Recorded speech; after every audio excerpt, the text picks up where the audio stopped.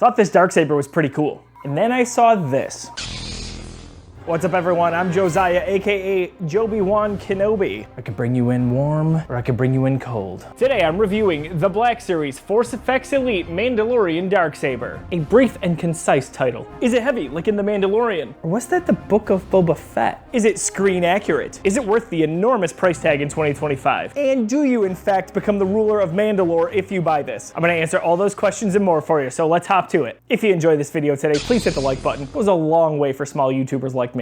I have several friends who wanted to start collecting lightsabers and their first purchase was the Darksaber. I'd love to hear your opinion on this. If you were starting your lightsaber collection, what is the first one you would buy? Thanks to Tom Colbert for supplying today's lightsaber. Hasbro absolutely knocks it out of the park when it comes to the Black Series box art. There are few collectors packaging I enjoy more than what we see with the Force FX Elite series. Look at that, just absolutely outstanding. 10 out of 10 every time. A stunning image of the Darksaber itself lit up here, and then the best part of the Black Series boxing, we've got the Mandalorian right here and Moff Gideon. So I think this is the first Black Series box to show two characters on it. Tell me in the comments if I'm right on that one. And right out of the box we get our standard Black Series stand, as well as an Allen wrench, which is something kind of unique here. And pulling the hilt out of the box, this is what we've got. Let's take an up close look. We've got some small gripes with it, but honestly overall this thing is impressive. I mean, there are few things that are as unique as this weapon in Star Wars. So we'll break this down kind of like we would our normal lightsaber, even though this is far from it. So here's what we would consider the pommel. If we flip it over here, an Allen wrench is needed to remove the battery pack. So this comes out. It is a rechargeable battery, so no double or triple A's needed here. I've got mixed feelings on that. Here we've got the lining of the lightsaber. In the ridges here, you've got a black, and it might be tough to tell on camera, but you've got kind of an off black or lighter gray. Here you've got the button to ignite. This button here is going to give you some of these special effects. And then right here, if you saw my review video for the Rey Skywalker lightsaber, you know that I absolutely love that you can see through the pockets here what the light looks like. Let's see if I can light it up here actually. Yeah, so this will light up without the blade intact, which is somewhat unique for these blades. And then if you hold the button, this should turn it off. So up here we've got the screen accurate emitter. This is the display emitter. So it comes with a separate one, just so if you're hanging this on your wall or on that slick stand, that's what you're gonna see. And then right here, you also need an Allen wrench. And what happens is we unscrew that, we pull the top off, and we put the blade in. We'll install that real quick for you here.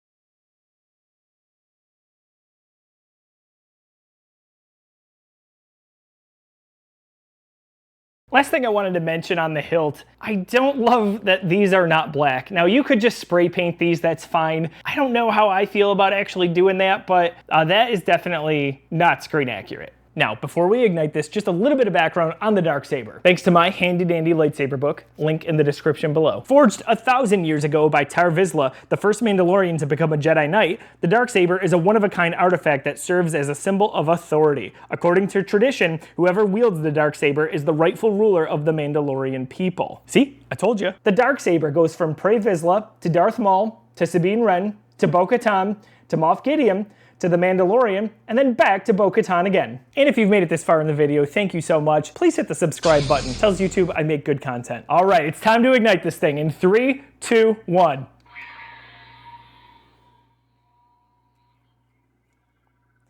You know, there's just something so powerful about this saber. Do it right again into the mic so you can hear it. A little bit on the quiet side. Most Hasbro lightsabers are quiet. Interesting design here. You see the light just on the edges of the saber itself as opposed to all the way throughout, or even in some sort of like unique pattern. Taking it up close here, got the pointed edge just like in the show. And then up here, like the Rey Skywalker Black Series saber, you can see right through it. Huge fan of that. Got blaster deflect. You can kind of sort of see it at various points on here.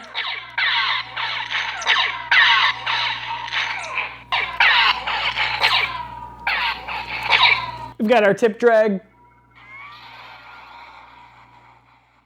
that my daughter lovingly says looks like a rainbow.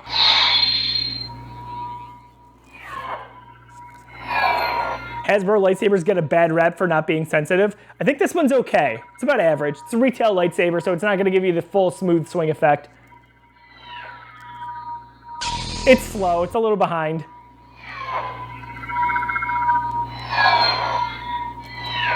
About every other one is when it triggers. I would say kind of spinnable. It's got a unique hilt here, but your ignition is right here, so it's easy to accidentally hit. Definitely don't recommend dueling with this. Overall, I don't mind that you have to use an Allen wrench for this. That's common for a lot of higher end sabers. The Disney Legacy version of this, you can just pop in like a regular Disney Legacy lightsaber blade. And to learn more about the Disney Legacy version of that, you'll have to check out my review coming up in a few weeks. Let's light this up in the dark in 3, 2, 1.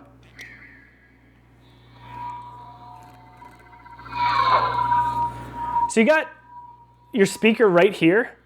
The sound ventilation is not great because that's where your hand goes. So that's a poor design choice. It does look epic. I don't think I gave it enough credit for how it looks. Again, you'll have to tune into my Disney review to see how the blade differentiates, and it is quite drastically different than this one. So if you spin it in a circle like this, it triggers every single time. If you swing it left and right like this, not so much.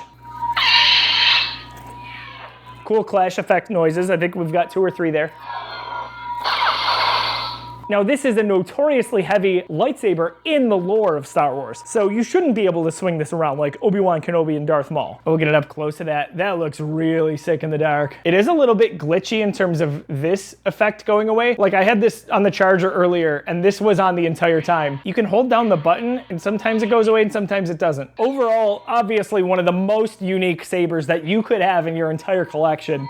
So from that standpoint, I recommend it. In terms of which company to buy from, you gotta ask yourself a few questions and see what you're really looking for. What are you looking to do with this lightsaber? I'm gonna have a full comparison video with the Black Series versus the Disney Legacy version of this and break down all the finer points so you can make that informed decision yourself. Long story short, you can't go wrong with either one. So at the beginning of the video, there were a few questions I said I'd answer, and let's get to that. First of all, is it heavy? Yes, this one is absolutely a heavy lightsaber, but it feels appropriate. This thing is hard to swing. If you remember in the Book of Boba Fett, Mando tries to swing this, and it's really difficult. And he looks like a pretty strong guy to me. So I'm just saying, there's a weight behind this that is not like a normal lightsaber. It's basically like 6 Cal Kestis lightsabers all connected, if you know what I'm saying. Number 2, is it screen accurate? This is the most screen accurate of the retail Darksabers out there. They got it right between the coloring and the black and the gray, and you know I'm a big fan of this. And then lastly, is it worth the enormous price tag? So this came out in 2021. It is retired technically, so if you want to buy it, you've got to hope that a random GameStop or Walmart has it, or you can go to eBay. On eBay, currently, as of the time of this filming, I've seen it for as cheap as $296. That's an expensive Darksaber, especially when you have some higher end ones out there that you can get for just really, relatively speaking, a few bucks more. Those lightsabers do a lot more, from smooth swing to color changing to you name it. There's a lot that they can do that this one cannot. So I guess my answer is it depends. If you are collecting the Black Series Force FX Elite lightsabers, 100% get this thing. You can't go wrong. If you're looking for just any Darksaber, whether it's this one or the other retail saber, which is the Disney version, you've got some options to weigh there. All right, folks, thanks for sticking around for this video. I had a blast as always.